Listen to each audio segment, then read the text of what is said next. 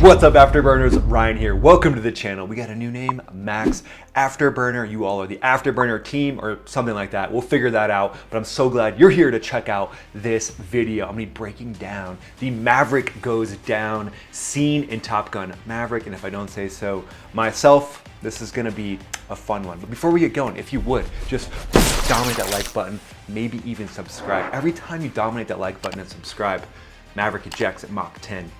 And survives. Guys, you can hit me up on Instagram if you want. Send me ideas for videos. This was actually sent to me a while back about doing some breakdowns of the Top Gun Maverick scene, so ask and you shall receive, my friend. And stay to the very end of this video. Stay with me, stay with me.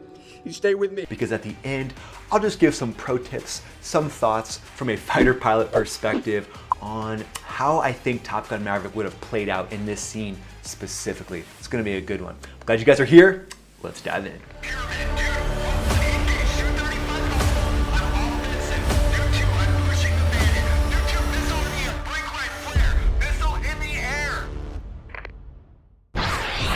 Here it comes! Radar warning! Smoke in the air, Phoenix, break right! Emergency jettison! Delta 3 defending! Here comes another one! Delta 1 defending!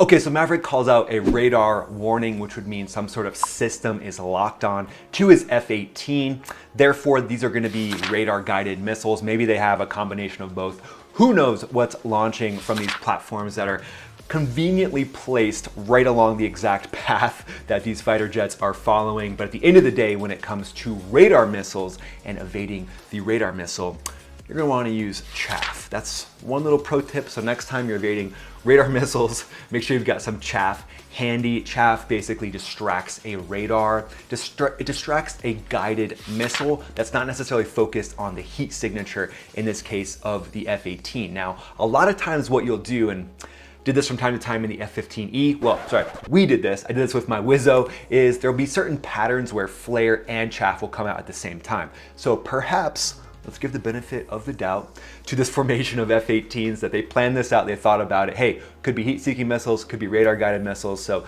let's set up a pattern that has chaff and flare when we press the button. So that's always an option. I got a couple rides in an F-18. Unfortunately, I was in that back seat and there was no stick. How rude.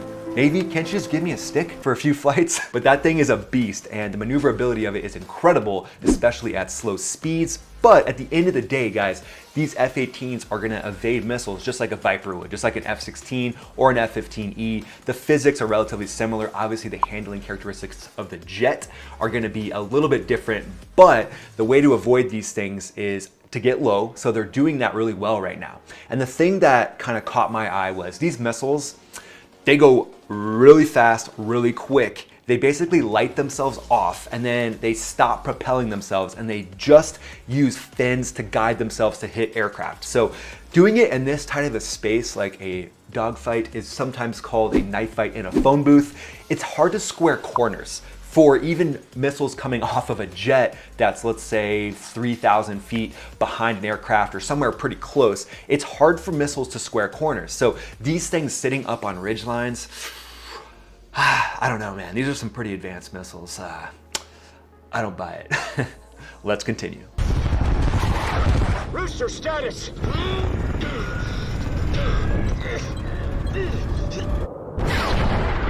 All right, so Rooster needs a little work on his G-strain there. If you ever find yourself in a position where you're like, oh, you are behind the power curve of your G-strain and you're putting yourself in a position where you might pass out. So the only thing more embarrassing than getting shot with one of these missiles on the hillside is trying to evade one and passing out. Yeah, you're never gonna live that one down if you survive it, of course.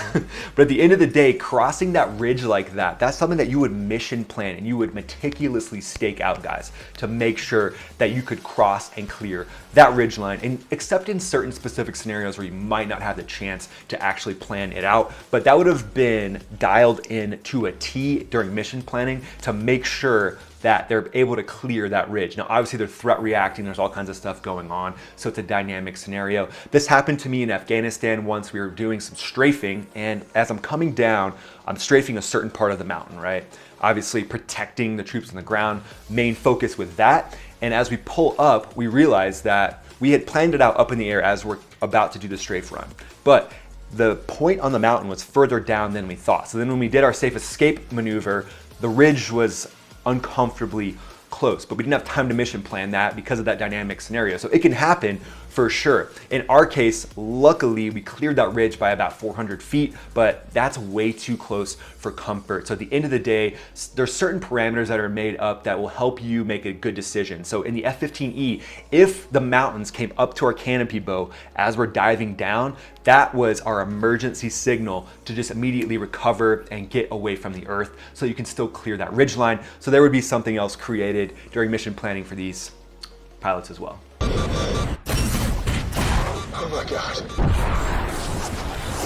Smoke in the air. Yes, saying something like that when a missile's coming at you is not going to be rare. You can actually watch the footage of an F-16 dodging 6 surface-to-air missiles. That's on my channel as well. And at the end of the day, everybody's human, right? You're going to say a lot of things that you might not want to say on the tape. So when everybody's reviewing the tape, they're going to be like, "You said what, dude? Excuse me?" You should be threat reacting, not commenting, but hey, we're not robots yet. Let's try to keep it that way, okay? Smoke in the air. Break right, payback, break right. Break it right. Oh my God, here they come. Stab on your 6, Rooster. Deploying countermeasures. Okay, so now Rooster in this section, he's kind of up in the shoot me, kill me zone. So if you're down in those ridges, that's where you want to be. That's where you want to stay. If you can, you want to be down in those valleys so that those missiles, when they're launched, they can't square the corner as well. Now, once you kind of get up above that and you're above the terrain, now you're in what's called the shoot me, kill me zone. It's actually called something else, but this is a family channel. So let's keep it with the shoot me, kill me verbiage for now. But at the end of the day, that would be the last place I would want to be, is up above that ridge line where there's basically like a 360-degree clear shot at you from different points. And again, being in a valley, you're going to be able to camouflage yourself with the terrain, which is called terrain masking. So again, that's a pro tip. Use chaff. If you're getting shot at with radar missiles, use terrain masking, and always do a victory aileron roll. Keep that in mind. Negative contact. Dagger 1 defending. Talk to me, Bob. Break right. Okay, so avoiding a missile with an aileron roll, not the best technique. The aileron roll, again, is for the victory after you've evaded these things using the proper mechanics and the proper strategies. So the thing that would potentially distract that missile, if it was a heat-seeking missile, would be the flares, but ultimately, these seem like they're more radar guided. So you want to just threat react. You want to move that jet in a way where the missiles can't follow. Do some of that pilot stuff. Phoenix, break right. 9 o'clock, 9 o'clock. Oh, Rooster, 2 more on your 6. Dagger 2 defending.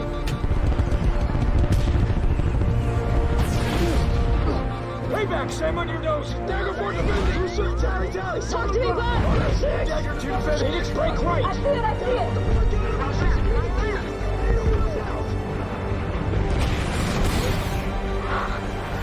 So all those missiles flying at everybody, this is when I would be like, wait, who planned to fly through this valley? Did we not get any intel telling us there was like 50 SAMs sitting up on these ridge lines? Come on, Intel, where are you at? Dagger 2 defending.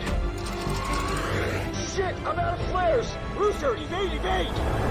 I can't shake them. They're on me.